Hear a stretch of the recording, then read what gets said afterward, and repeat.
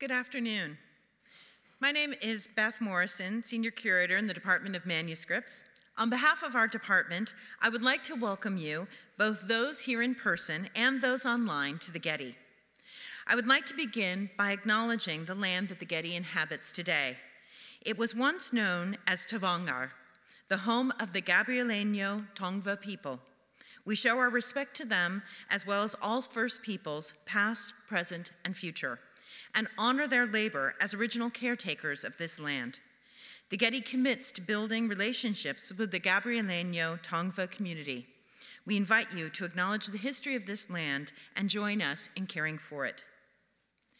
I'm sure that all of you are as excited as I am about today's lecture by Dr. Toby Capwell, who was invited here in conjunction with the exhibition Games and Pastimes in the Middle Ages, now on view in the Manuscripts Gallery in the North Pavilion. This exhibition was curated by Dr. Nava Streiter, previous graduate intern in the Department of Manuscripts. For those of you who have not seen the exhibition in person, I highly recommend a trip to see it.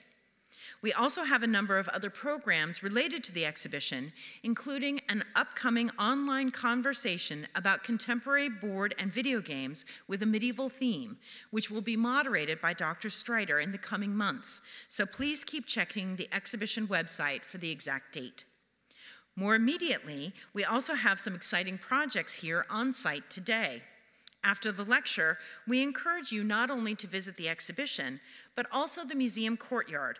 We are hosting a family workshop on medieval board games, along with thrilling demonstrations of medieval swordplay directed by my colleague and friend, Scott Farrell. For those of you who aren't here today on site, check the exhibition website, as these two activities will be taking place on weekends throughout the summer. And next month, on Sunday, July 9th, we'll be hosting a family festival featuring a range of fun activities and programs for the whole family. But back to the great program awaiting us today. It's a pleasure to introduce Dr. Toby Capwell, who last lectured at the Getty back in 2014 when we were featuring an exhibition on chivalry in the Middle Ages.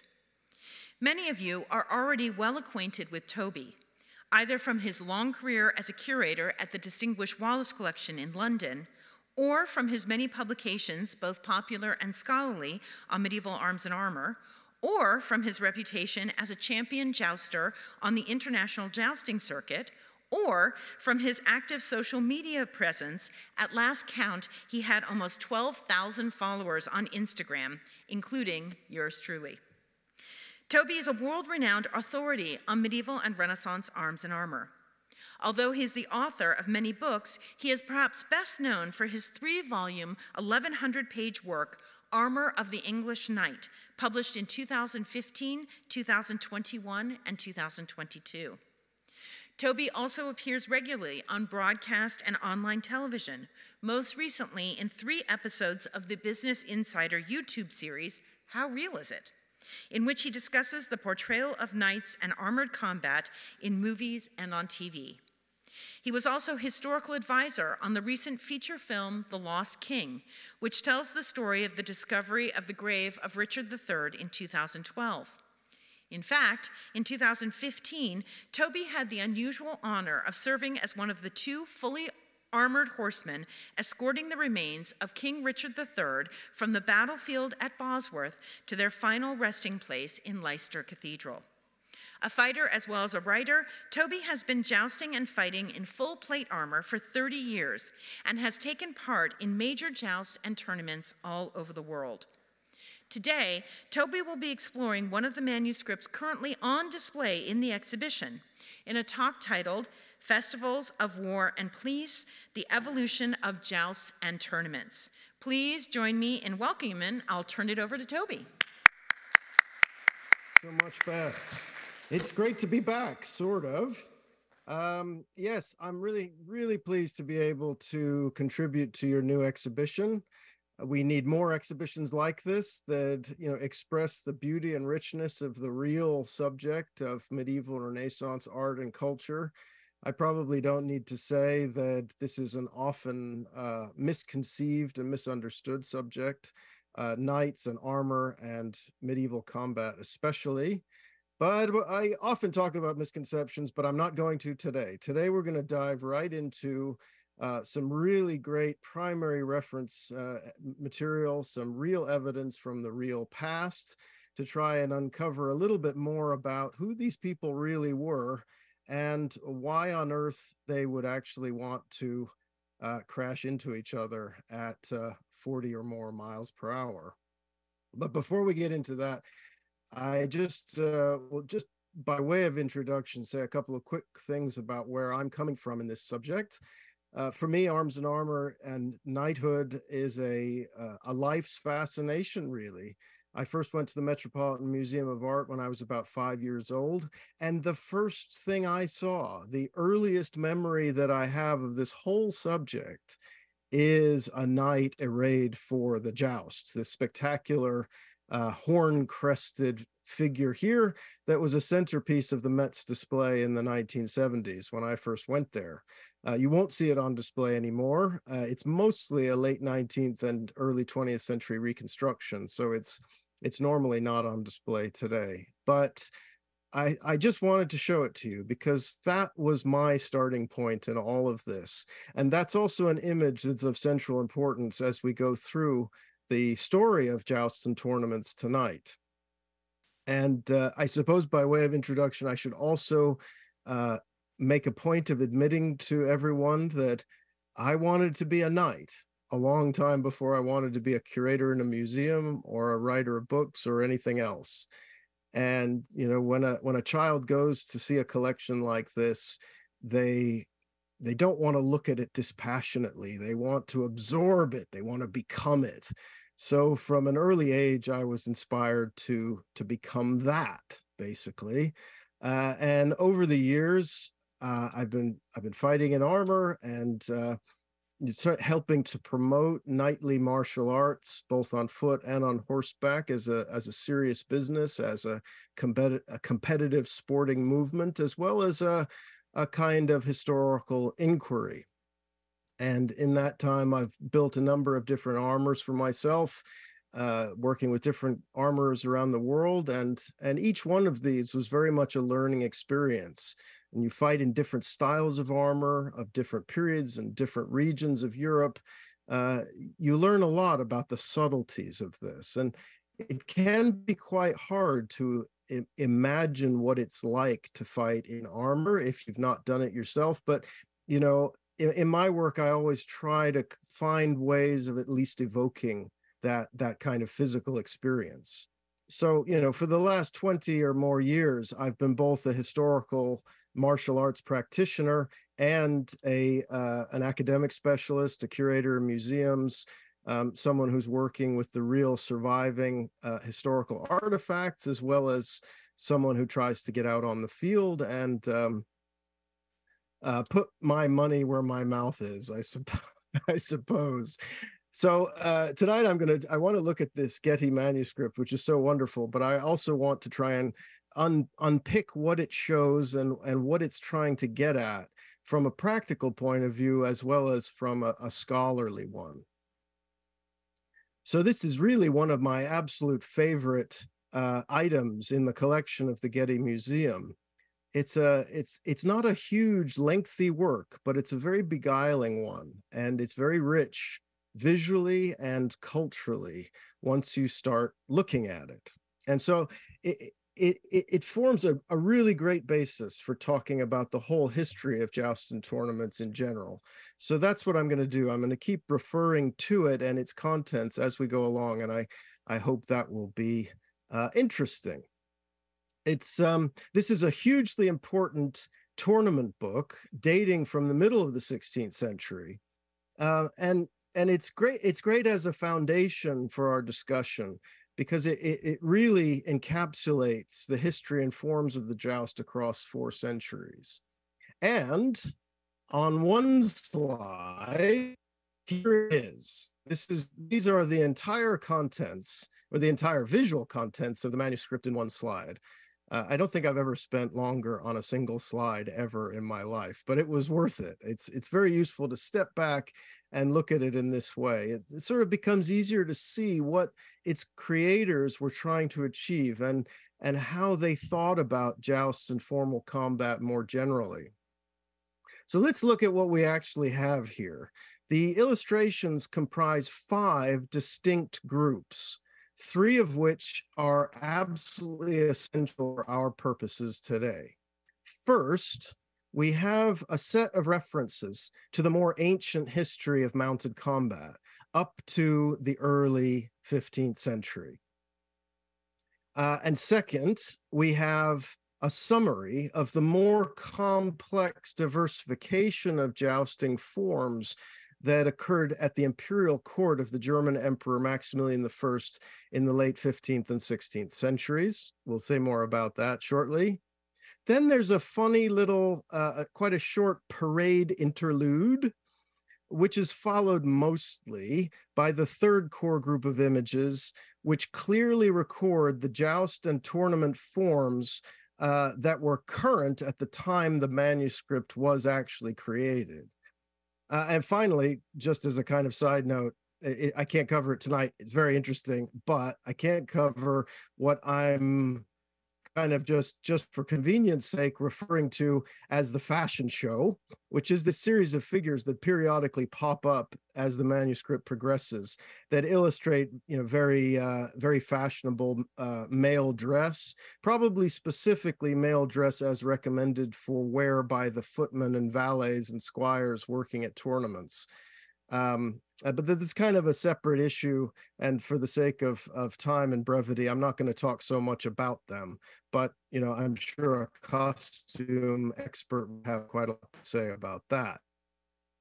So this is really fascinating because it expresses a concern on the part of the manuscript creators for the historical pedigree of these mounted combat exercises. The majority of these images form a history of jousting, and they add weight and character then to the record of the most contemporary styles. So this is a document that looks backwards and forwards at the same time. It's a historical record, but it's also inherently fashionable and contemporary. So to really unpick this, let's take our lead from the Getty manuscript, and to understand the joust in its late medieval and Renaissance forms, let's go back to the beginning of the story. Let's go back to the late 11th century when armored knights on horseback were just beginning to enter the battlefields of medieval Europe. And the Battle of Hastings is a kind of Anglo-centric point of reference to begin with, but it's also very convenient because it has been recorded in the fabulous Bayeux tapestry. I put that in quotes because it's not actually a tapestry; it's an embroidery. But terminology is convenient, so we'll keep using it. Now, a lot of the trappings of the knight are already in place by the time of Hastings, 1066, and then by the time the tapestry was created around 1080. This is really when chivalry and the concept of knighthood is really getting going. And we're also starting to see the earliest works of chivalric literature, like the Song of Roland around in the 1090s, that kind of thing. And now we have people wearing high quality armor, the best armor of the time, fighting on horseback, which had been going on for a while. This is nothing new. The Normans are actually fighting essentially like the Romans used armored cavalry, but these are pieces of the puzzle. Now you can see that the Norman knights are also armed with spears, but they are not using them yet as the classic medieval knight will. In the majority, they're still using an overarm stabbing and casting sort of action to attack their opponents with their spears. So we're not quite into the realm of classic medieval tournament fighting or yet. But as we move into the 12th century, we start to see a different grip on the spear starting to gain more traction. And now the spear is carried kind of underhand with the with the length of the back of the spear following the line of the forearm. So let's call this the semi-couched position. It's not right up under the arm yet. It's still in the hand, and the strength of the arm is still a lot of what is being used to power the weapon and thrust it into the opponents. There's still a lot of, arm action involved in this. But by now, in the 12th century, we're quickly finding that the best way to oppose squadrons of armored cavalry is with other armored cavalry. And armored cavalry fighting each other is really now where the development of these martial arts are coming from, on horseback. What is the best way to disable or kill a mounted opponent on the battlefield who is armed and equipped and fighting the way you are? And, this semi-couch position, starting to use more of the momentum and speed of the horse to power the weapon, is clearly where we need to be going. But it's not, it's really in the 13th century when the fully couched position really comes into its own. You see it in the second half of the 12th century. And the advantage of shock combat, of using the speed of the horse to crash yourself into the opponent, is referenced in the 11th century. But it takes a little while for these martial arts forms to really get perfected to the point when they're achieving their ends.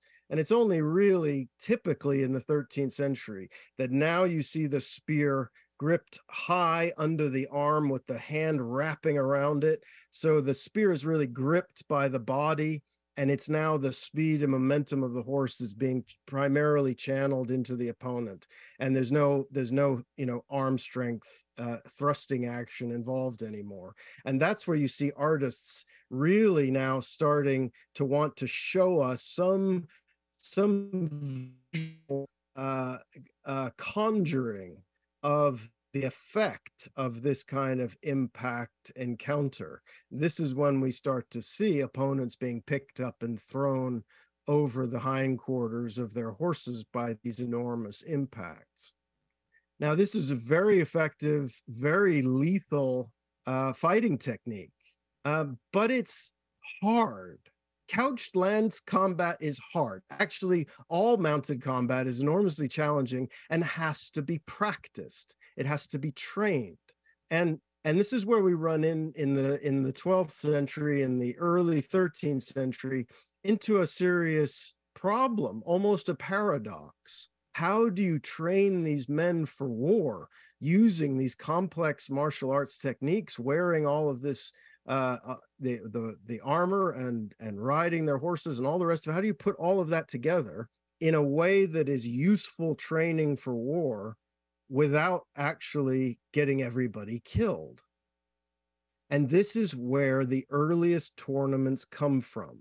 It comes from the acknowledgement of the complexity and difficulty of these techniques and just the physical rigor of it, the physical training that's necessary, quite apart from the skill. How do you train for that without getting everybody killed? How do you do it in a way that is meaningful, but perhaps not quite as dangerous as the real battlefield conflict? And the earliest tournaments are trying to do that. The earliest tournaments, though, are fought with the same weapons and armor and equipment used on the battlefield. They haven't yet introduced any safety measures. So early tournaments in the late 12th and early 13th centuries were really dangerous, and you don't have to look very far in the sources to find a lot of bloody death and injury. It's kind of horrific to begin with. And interestingly, this is a key point. Late 12th century, early 13th century, this is a key moment in the history of jousting and tournaments. And hey presto, this is also one of the key moments that is recorded as a reference point in the Getty manuscript. An artist in the 16th century who knows pretty well what equipment in that early period looked like. And that's a really remarkable inclusion. So there were a number of really key developments in the 13th century that began to shape these kind of scary combat training exercises into the courtly formal combats that are more familiar to students of the Middle Ages. One really important development actually was the arrival of audiences. You know, that if you've got all these knights coming from all over Europe to somewhere in northern France and duking it out for several days, people want to watch that. They gain followings. It kind of inherently grows into a kind of mass sporting festive occasion. But as soon as you have audiences, you have to constrain the ground. You can't be running all over the countryside. You have to stay within an area that the audience can see. And the development of audience is really important. That's where a military combat exercise becomes a spectator performance art happening, if you will. But then when you have audiences, there are other concerns, especially when you have predominantly female audiences. The horrible mutilation and death needs to be regulated. It needs to be controlled. And this is one of the things where increased safety measures have to be introduced. And in this wonderful 13th century illustration, you see two of the most important early safety measures that were introduced. First, they get rid of the sharp single-pointed war spearheads, and they add the coronal. And they also change their headgear. They reinforce the helmet to a heavier degree than you would probably want to wear for long periods of time on the battlefield. So you have the introduction of specialized armor that's different than what you would wear for war, and the specialized safety points. A triple-pronged spearhead might seem still kind of scary, but it's actually a really ingenious safety measure.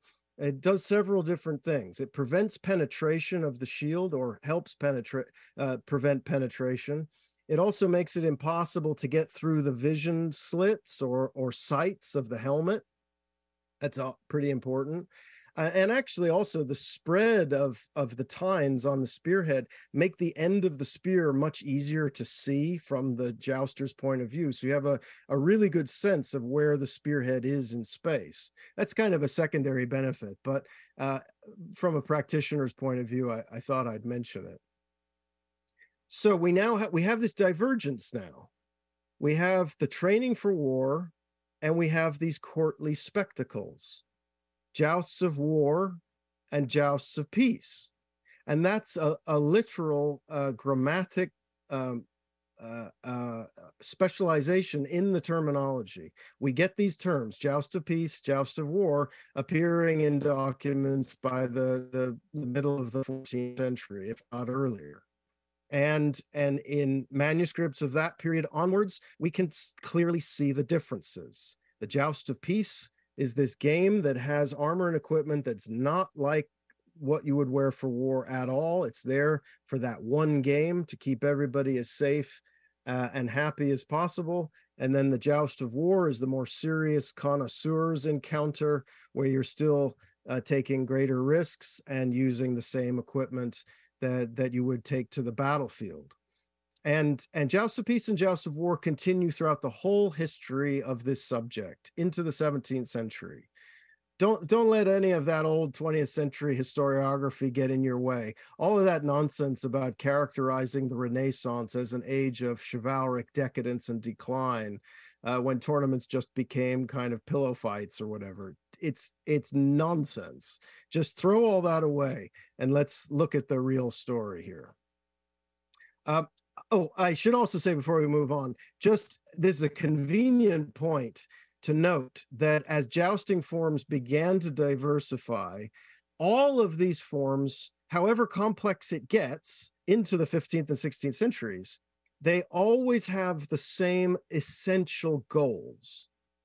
The game ultimately, whatever its variation, is about hitting your opponent as accurately and forcefully as possible in the joust. We'll talk a bit more about the other forms in a second, but that's what jousting is about. It's about strength and it's about accuracy. Now, different forms put different emphasis on those ingredients. Some are more about strength and others are more about accuracy. But that's what the game is all about. So once the Joust of Peace had become a class of its own, removing its equipment from any possible battlefield application, that equipment was free now. It was released to evolve in a new direction.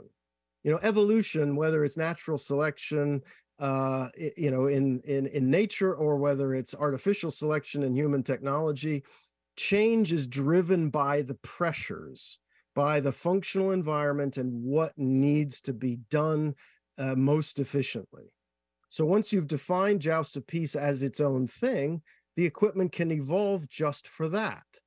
And you start getting helmets, for example, the helmet being, again, always the core defining feature of a jousting armor, becoming more and more unlike the helmets worn on the battlefield. And the shape of the jousting helm becomes progressively more extreme, optimized for certain kinds of joust, which prioritized, again, safety and protection over everything else. And again, the Getty manuscript stays right with us as we progress through this story. Shows us a beautiful picture of these mid-15th century jousts of peace. So by the 15th century, the Joust of Peace had formed a whole new kind of social culture around itself, an environment that was really removed from anything military or warlike. The Joust of Peace was inherently fun, festive, colorful, playful even. Here on the jouster on the left, you've got a bit of cross-dressing going on where he's wearing a lady's headdress, the hennin and veil of a noble lady on his helmet. That's really important to take note of this. It's easy to walk into a gallery full of arms and armor in one of the world's great museums and think this is all just about blood and violence and warfare, but it really isn't. There's huge areas of this subject which are about other aspects of life and society.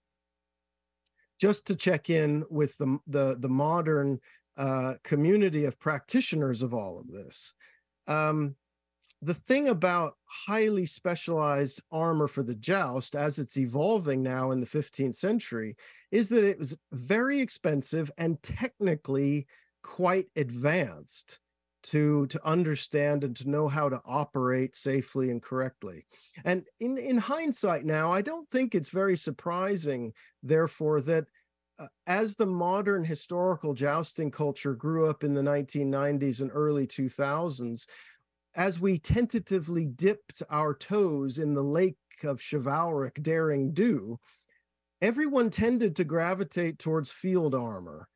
You know, that's the lighter, more general purpose armor for war. Now, you might say, well, there's nothing wrong with that. Jousts of war were a thing too, as we've just said, and you'd be right. But notice in these images how we are now combining armor and equipment for war with certain elements of the Joust of Peace, most importantly by using coronels on the lances and running at the tilt. The tilt, of course, is the planked barrier that's introduced just for Jousts of Peace, not for all jousting, just for Jousts of Peace, to stop the horses running into each other and just give a lot more protection in the game. But one aspect of our practical experience of jousting over the last 30 years for me, which is a source of endless fascination, is how, as we gained more and more experience with these forms of combat, things we did for immediate practical reasons turned out to be entirely authentic historically. And sometimes we didn't even know that till much later. We were just doing the best thing we could, kind of feeling our way. And sometimes we checked the historical sources and sometimes we didn't. What we were doing, though, was now by the first decade of the 21st century, was close enough to what was really going on in the 15th century, such that we were now encountering some of the same practical issues and coming up independently with the same answers. So here we have developed a joust of war, but one run at the tilt with coronels. And you might think, well, is that wrong? Is that just a modern thing that they've come up with? Well, as it turns out, no, it isn't. And lo, here is that joust form, that combination, that blending of elements of the joust of war and joust of peace in the 1460s. In fact, the evolutionary and practical pressures are such that there is now often a lot of cross-fertilization going on between the core typologies, historically speaking. And let's now take an inventory of what those core typologies in formal combat in the late Middle Ages actually are. So, of course, first, you have the joust. And the joust had separated itself from the tournament proper as early as the end of the 12th century.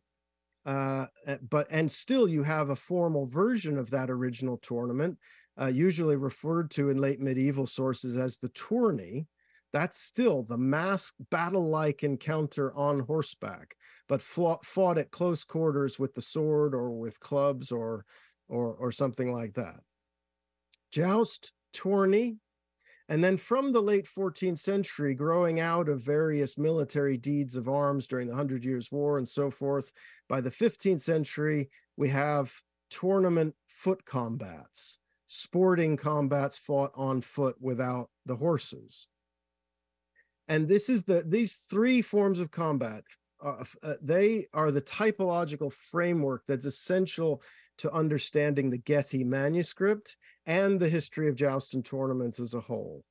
And note again that the Getty manuscript deals at various points with all three of these combat forms. So let's, I should also note that after 30 years of its own development, the modern culture of competitive tournaments now also includes all three forms of fighting. Foot combats were historically fought to a certain number of blows. You would agree that that the combat would involve 10 blows with the axe or 5 blows with the sword or whatever. And then it's fought basically like an armored fencing match. Normally, historically, you don't stop between blows like a fencing match, but sometimes it's run that way in modern competition. Many of the biggest, most lavish tournaments of the last 10 or 20 years have included scored competitive foot combats as well as the joust. The tourney is rarer in the modern world. First, because you need quite a few more competitors in attendance to make it work well. And a lot of modern competitions are smaller, and there's only 4 or sometimes even 2 riders involved in little demonstration jousts and things. It's really expensive to get like 8 or 10 or 12 or more fully armed knights together in one place, because they all need staff, they all need support, they all need hotels and food, and it gets very expensive very quickly. So that's one thing. But the tourney, to do it well, it's also the most challenging type of combat in respect to the horsemanship. It requires very skilled, very intensive, and rigorous riding. I'll just show you one, though, that tells a nice little story. This was a tourney, 3 versus 3, that was fought in 2014 in California, near San Diego. This is one of the famous tournaments of the Phoenix that was held in Poway, California. They started in the mid 2000s and then ran to 2014 or 15, something like that. Anyway, so here it is, 3 on 3. Each team has a captain. I'm the captain of one team, and my friend Dmitry from Russia is on the other team. Now, Dmitry had never fought in America at this point. And so that started to inform the tactics that I thought would be appropriate for this encounter. Now that's the thing about tourneys. You don't win unless your team works together, works effectively together, and has a plan. But plans have trouble surviving contact with the enemy, as everyone knows. So, and medieval tactics, you don't have radios, communication inside your helmets. So it's all about pre-instruction. You come up with a series of rules and you say, okay, this is what we're going to try to do. If this happens, do this. If this happens, do that. And I figured that Dmitri would probably break whatever formation he had to attack me. Because by that point I had a certain, I was well known to an extent in the community. And when you're well known and you have shiny armor, people usually go for you. So I thought I'll be the lure here. And I told my teammates, don't start your own fights. Your job is to guard me. I will try to draw them out, get them away. You attack them when they're not paying attention to you. And hopefully that'll work. So, with a number of years of experience here, I'm perfectly capable of defending myself against a single opponent who, just as I had suspected, broke his formation, deserted his opponents, and attacked me vigorously.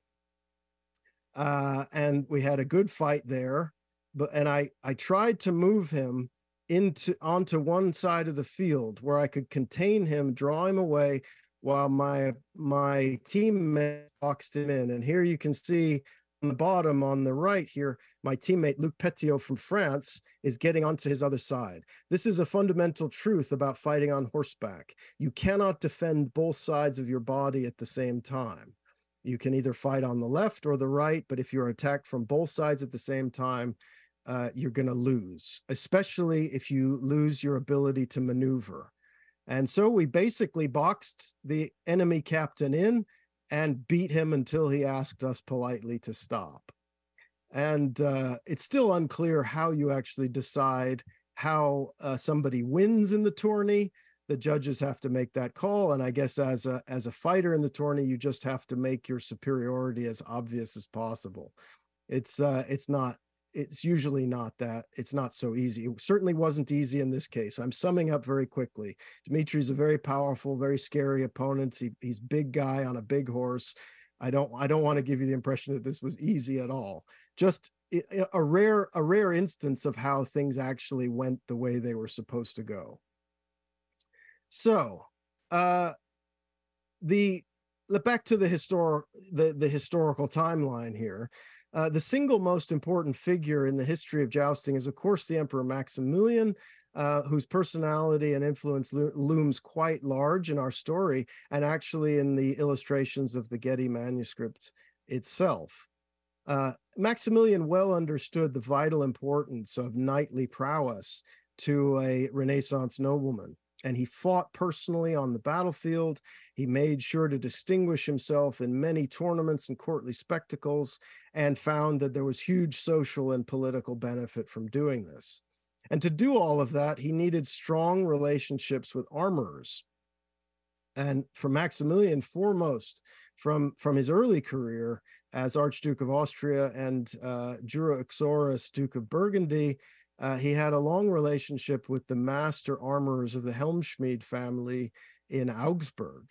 The greatest armorers who ever lived, really, foremost Lorenz Helmschmied, who worked for Maximilian for many years. Some of Lorenz's work survives today, and many other of his lost works and perhaps also unrealized armor concepts are recorded in the Thun Hohenstein albums, which are preserved today in the Museum of Decorative Art in Prague. I mentioned this album just in passing because it's one of several different types of knightly manual that relate very closely to the Getty manuscript, and more on that in a second. Maximilian also had great publishing aspirations, and these works, mostly only pseudo-historical, semi-fictional, autobiographical romances and histories, they're really important for our understanding of the diversity of jousting forms promoted by Maximilian and his entourage of hardcore jousting fanatics. There are many different joust forms that they promoted that fall basically into two classifications. similar to the Joust of Peace and Joust of War classifications, but not precisely the same. First, the Germans in the 15th and early 16th centuries now have a whole class of jousts, of which there are a number of different variations that are collectively referred to as Stechen. And you can loosely translate this to jousts of peace. Stechen is kind of it means sticking or thrusting. And I think it's trying to evoke a form of joust that's run at a relatively low velocity. The horses are not running as fast as they might in other forms of joust. And that means that the lance points stay in contact with the opponent for longer than they would if you were rushing really fast past each other. So there's a moment of pushing and pressing in this form, which yields some pretty impressive results of horses being stopped dead from the gallop, people being thrown off, double unhorsings, horses falling over, etc. The Germans like that sort of thing. And then on the flip side to the Stechen, you have the Rennen. This literally means race or running, but it's evoking the joust of war. And it's often referred to in the literature as joust of war, but it's not really a joust of war. These are, let's call them mock jousts of war. They're jousts that still use highly specialized equipment, but they are trying to evoke battlefield encounters of a really spectacular nature, like what you read in the romances. But they're still very specialized. They're not using the same equipment at all as what they would wear on the battlefield. And we can understand this pretty well. There's a fair amount of Rennen armor that survives in museums. And again, we have those pictorial sources to judge them against. And of course, if you go to Beth's exhibition, the exhibition currently on at the Getty, these are the pages of the Getty manuscript that you will see for yourselves in the exhibition. And this is showing a type of Rennen called the Bundrennen. And it's one of a number of types where the shield, if it's struck forcefully and accurately enough, is thrown into the air over the opponent's head. Just a nice way of registering a successful hit. There's actually, in the modern community, there's only one group of practitioners who have attempted to reconstruct a Rennen type joust. And these are the jousters at the Landshuter Hochzeit in Landshut. This is a festival in the Bavarian city of Landshut that happens every 4 years. And it's a kind of recreation of an important diplomatic wedding that occurred in Landshut in 1475, attended by the Emperor Friedrich and his son Maximilian. Quite an important event. This is the only place you will see anything like a modern Rennen.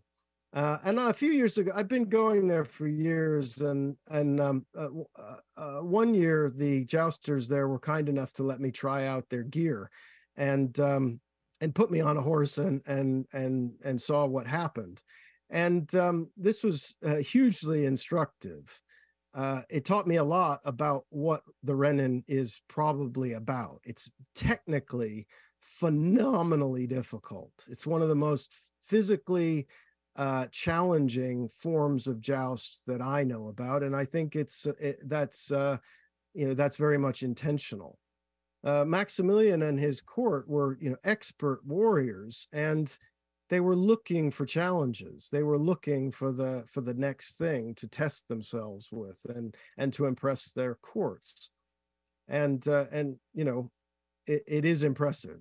It's well worth going to see. It's actually happening right now. It's on, I think, for the next couple of weeks, right as we speak. So there are also plenty of armors for the Stechen that survive, and those are really important to study as well. I've never ridden in a reconstructed German armor like this, but let's remember there were various other there are variations on this theme. The Joust of Peace was still hugely popular in the 16th century in Western Europe. Western Europe had its own jousting traditions and its own version of the Stechen armor. This is a nice armor for the Joust of Peace, a Netherlandish Western European one, typical of the sorts of armors that were worn at the court of Henry VIII in England early in his reign, really only up to, and perhaps not even including 1520, but the earliest years of Henry VIII's reign, they were still using armors like this. And I have reconstructed one of these. I built a Western European style armor for the Joust of Peace for practical experimentation and use about a decade ago, and this is for jousting with 12-foot solid pine lances with steel coronels. We're using all of the arresting gear, the heavy lance rests that allow you to impart all of the impact through your center of gravity. Your arm is just there to steer the lance a little bit. And this is the armor that I used at the very lavish joust that was held at St. Wendel in Western Germany in 2012. There it is in action. My opponent here, Joram van Essen, another very famous modern jouster, happened to be wearing a camera on his shield for this encounter. So you can get an even closer view of a bit what it's like, although the camera, I assure you, could see a lot more than we could. Its visibility is a lot better. But this, again, St. Wendel in 2012 was another instance where measures that we had taken in the modern community, just because of our own present limitations and practical considerations, proved to be perfectly historical. At this event, I had a complete armor for the Joust of Peace, and so did one other comrade of mine. But understandably, the other jousters who came to ride there weren't necessarily in a position to build a completely new armor just for one event.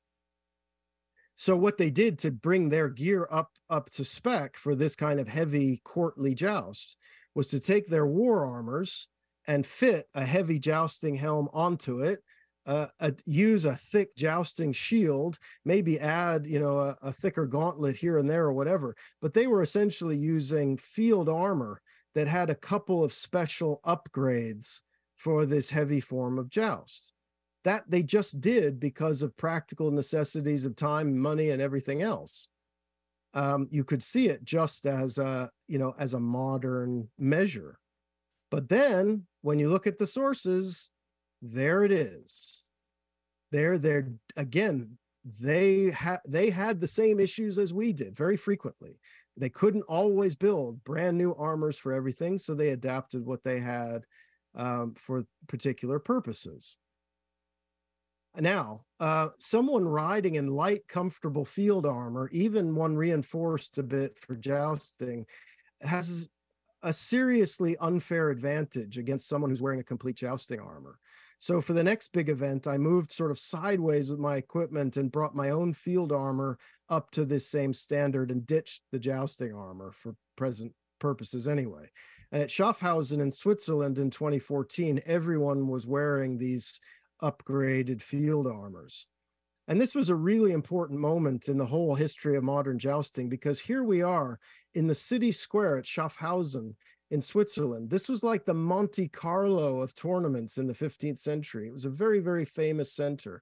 And we're jousting on the real ground with, real armor and real 12-foot solid pine lances and the right saddles and the right horse training, the right levels of skill. Everybody had been training now for 15 or more years. So this was the moment when we really achieved, I think, full historical reality. And what we were doing now bore, a very close similarity with the real thing in every respect. So that's a particular source of pride for me, having striven for this for so long. Now, I wonder if Maximilian actually had some of the same concerns of wanting to be safe, but also wanting to be comfortable. And one of the next advances in his court was an armor like this, a comfortable light field armor that comes with special reinforcing pieces that can be used to upgrade it for a heavier joust. And there we see it in action in one of Maximilian's manuscripts, the so-called Feldrennen or Fieldrennen. They're trying still to look like this is a hardcore joust of war. but they have subtle reinforcing pieces that don't disturb the overall silhouette of the war armor and equipment very much. And this particular armor, very important reference point in this history of the subject, was made by Lorenz Helmschmid's son, Kollmann, who became master of the workshop after Lorenz died in 1516. And Maximilian died in 1519 and was succeeded by his grandson, Charles, who became Holy Roman Emperor Charles V and a great many other things. And so Kollmann worked for Charles as Lorenz worked for Maximilian. And I think Charles really deserves the crown as the greatest ever patron of the armorer's art. If you go to Madrid today, you can see all of his armors. They're all there, and there's so many of them. A great many armors were made for Charles personally, and each really pushed hard on both the technological and artistic envelopes. And Charles, very much like Maximilian, he walked the walk. He had a passion for jousting. He often took part in person, despite the fairly significant risks of some forms. The joust of war was still alive and well in the 16th century. And here Charles, the emperor, is taking part in person in the center of this illustration, despite the fact that there are crashes and horrible accidents happening around him. It's still in the 16th century important for the heads of state to be seen to be displaying this sort of chivalric prowess personally, both in tournaments and on the battlefield. And there's all kinds of other armor that was built for Charles, and in all ways it kind of expanded the art and technology of armor. And by the 1540s now, this new movement and this desire to find an armor that then could be reinforced and changed to work for different things ultimately led to the perfection of the garniture, a whole kind of armor system that came with all these interchangeable parts, all decorated to match, so that the armor could do anything it conceivably needed to do. And here we have the eagle garniture made in Innsbruck for the Archduke Ferdinand II of Tyrol. And this does everything. It covers all forms of combat, all illustrated, incidentally, by the Getty manuscript. You have from left to right, you have the Freiturnier, the free tourney. You have foot combat. You have war and jousts of war. You have jousts of peace, and also even light cavalry configurations that are important for war now in the 16th century, but there are also certain kinds of courtly spectacle that require courtiers to have that equipment as well. So by the 1540s, the garniture had become a rapidly indispensable tool in Renaissance courtly life.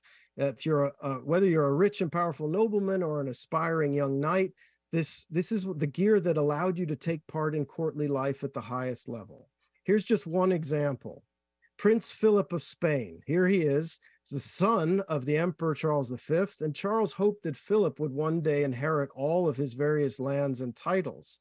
But Philip had been born in Spain and never really gone anywhere, and nobody in Flanders or Central Europe or Germany or anywhere knew who he was or cared. So in the 1540s, he went on this long progress through Europe called the happy or joyous journey, the Felicissimo Viaje.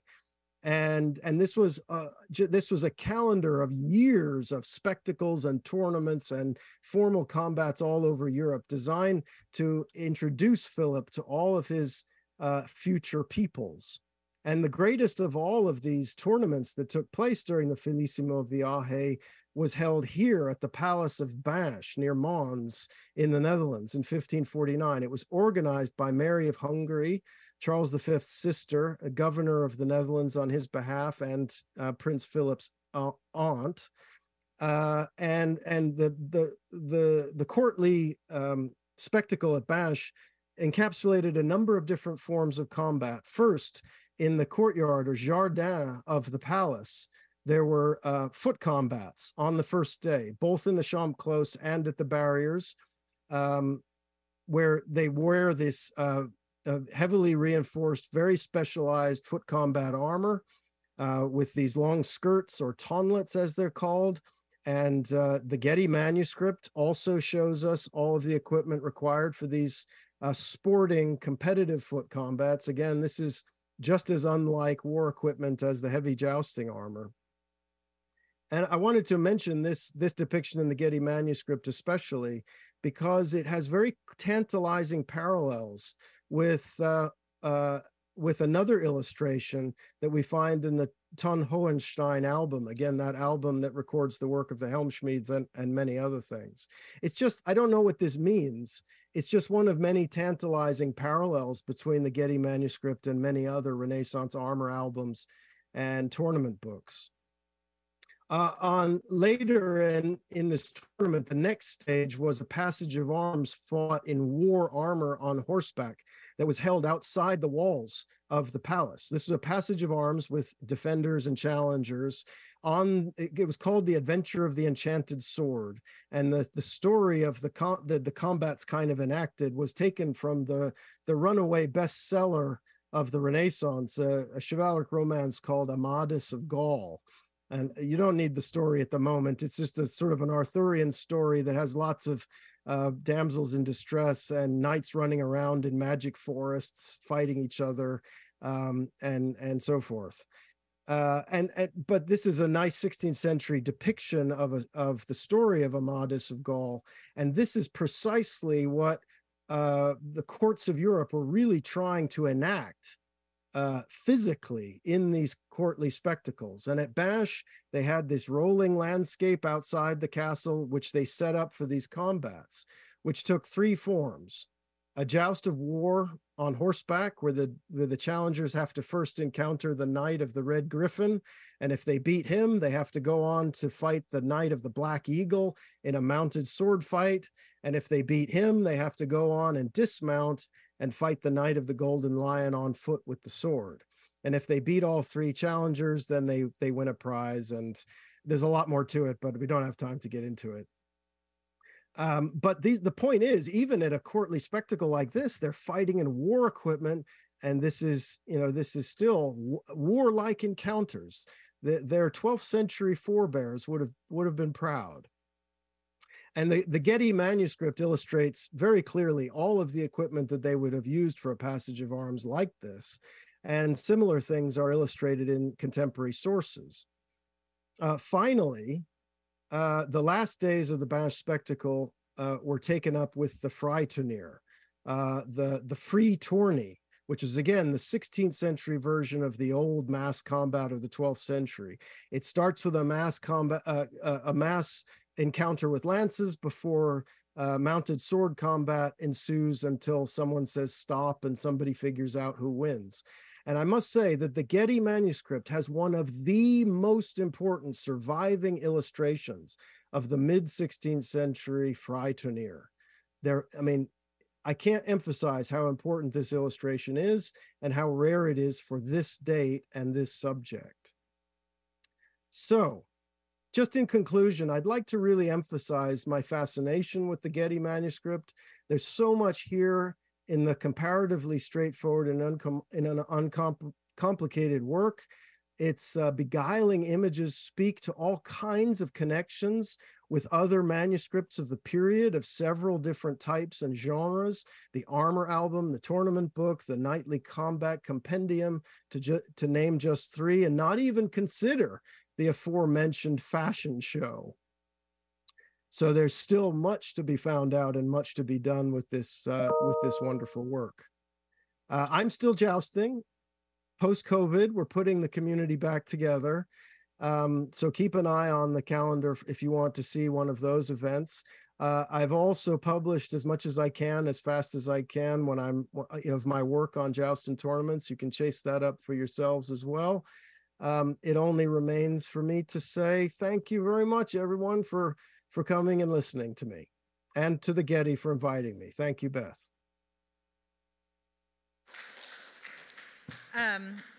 Thanks, Toby.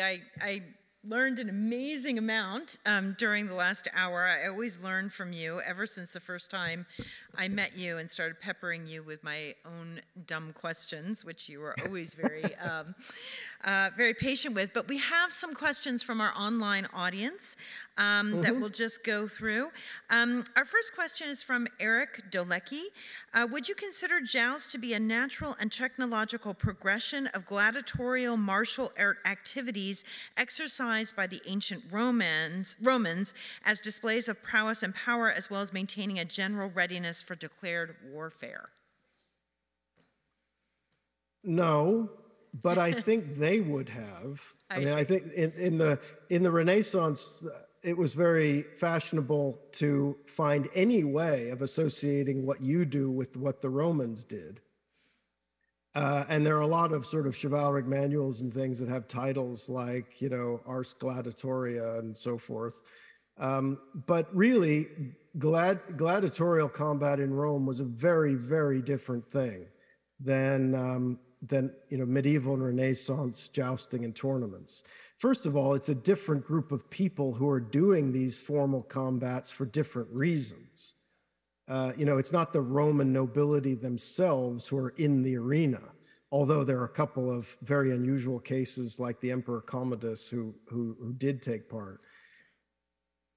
It's a different thing, and it's being done for different reasons, not to show the personal fighting prowess of Roman aristocrats themselves, but rather the gladiatorial combat was a kind of inversion of the imperial world, where you take all the exotic peoples and traditions and fighting styles from the fringes of the empire, and you bring it into the center to celebrate the prestige and the dominance of Rome.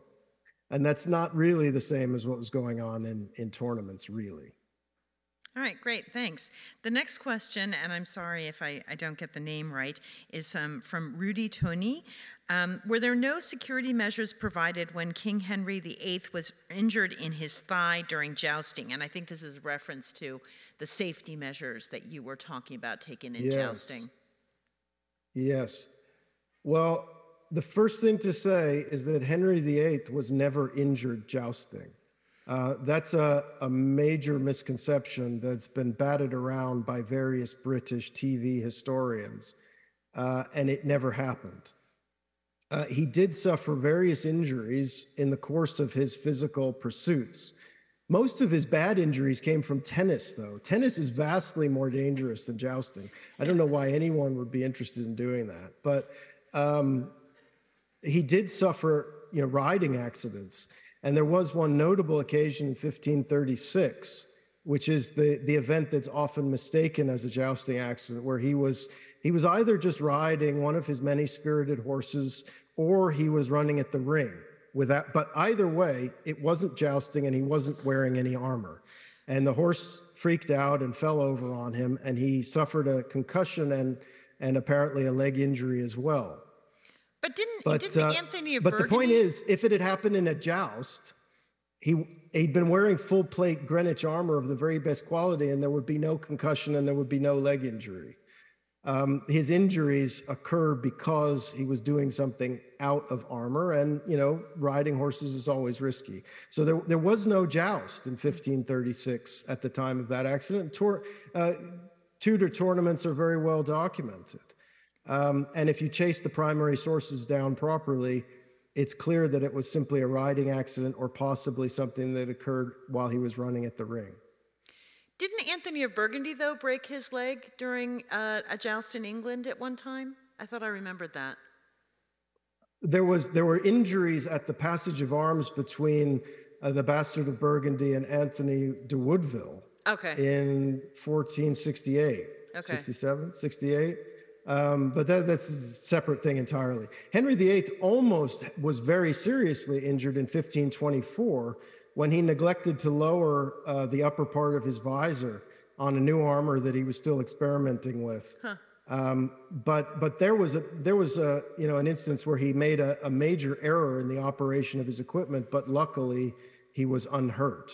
And he went to great pains to demonstrate to everybody immediately that he was unhurt. but the other one is a misconceived error and can't be blamed on jousting. And speaking of potential myths, another reader, Doug Cavalier, was asking about the suit of armor believed to have been worn by Jeanne d'Arc. So a female, and is that like real, or is that, have you looked at it? Well, there are various surviving objects that purport to be associated with Jeanne d'Arc, some more probable than others. There's a helmet in the Metropolitan Museum that at least is the right date and the right style and is consistent with the story that it's supposedly telling.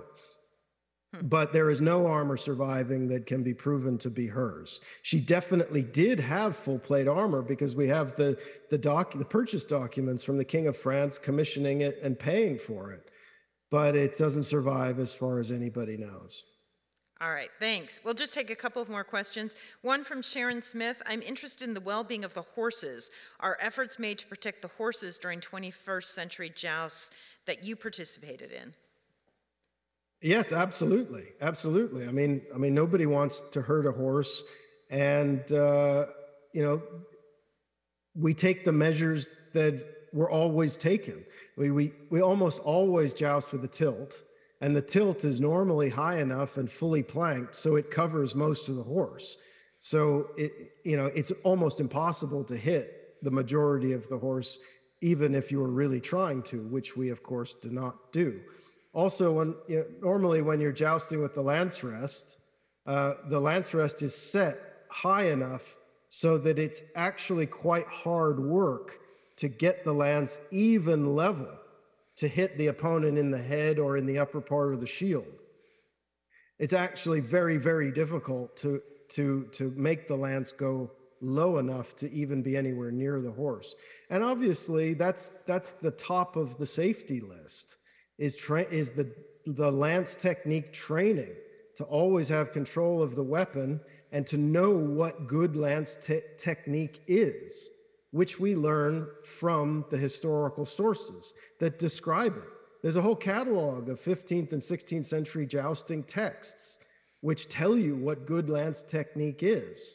And essentially, that one of the main safety considerations, and also it has to do with just the general control of the weapon, is that you often see in films and things that the rider snaps the lance down to the vertical as soon as he takes off, and then he's galloping down the tilt with the lance, level. But the problem with that is that the action of the horse with a level lance, 12 foot sticking out in front of you, is that it starts to move up and down. And by the time you get to your opponent, you haven't any say at all in where that lance goes. So that's bad lance technique. What you should do, and what all the sources say you should do, is keep the lance vertical as you take off and as you move the horse into the canter. And then as you approach the opponent, the lance comes down poco e poco, as they say, little by little, like the weight of a clock, as Pietromonti says in the end of the 15th century. So as you're approaching the opponent, the lance is coming slowly down, and it's only vertical when it hits the opponent. And that keeps everything in control and makes sure that you hit the right thing and not the wrong thing. Well, I don't know if I told you, Toby, that I was so inspired by you that I took my own jousting lessons for the first time last year. And it is really hard. That 12-foot lance is very heavy. And I did get the lesson about lowering it only, midway through. So I tried to do it, but nothing like what you do. All right, we're just going to take two more questions. One is from Roz Mandelkorn. What about the training of the horses? How long would it take to create a full set of armor for the jouster?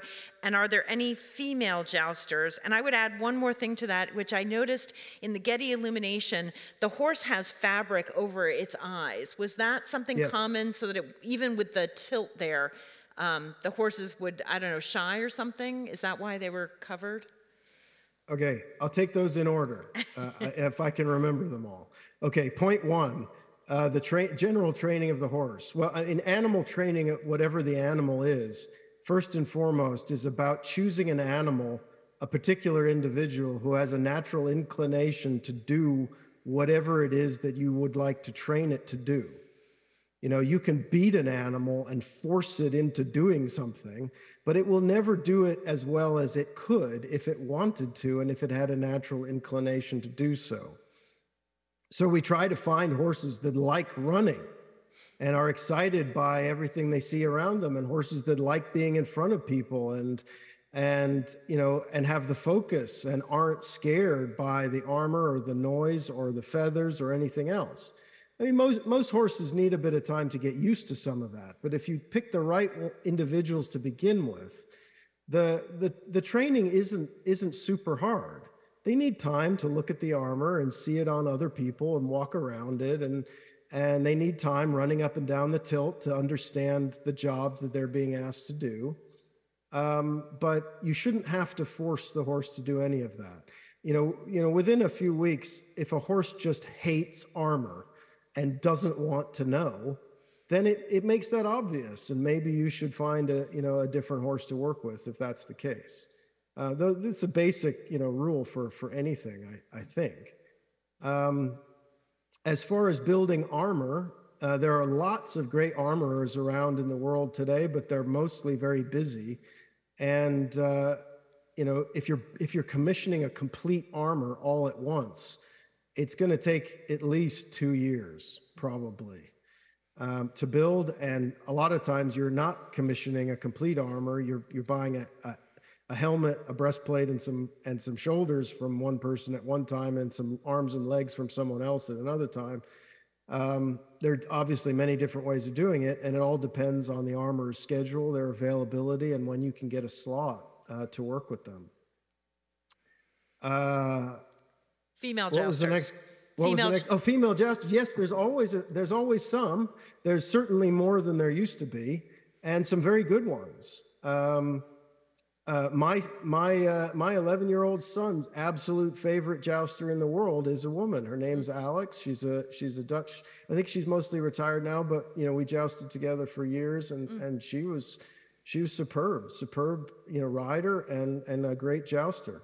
Great. And one thing I like about jousting as a modern phenomenon too, is that once the visor is closed, you don't know who's in there, man or woman. It doesn't really matter. The gender thing just disappears.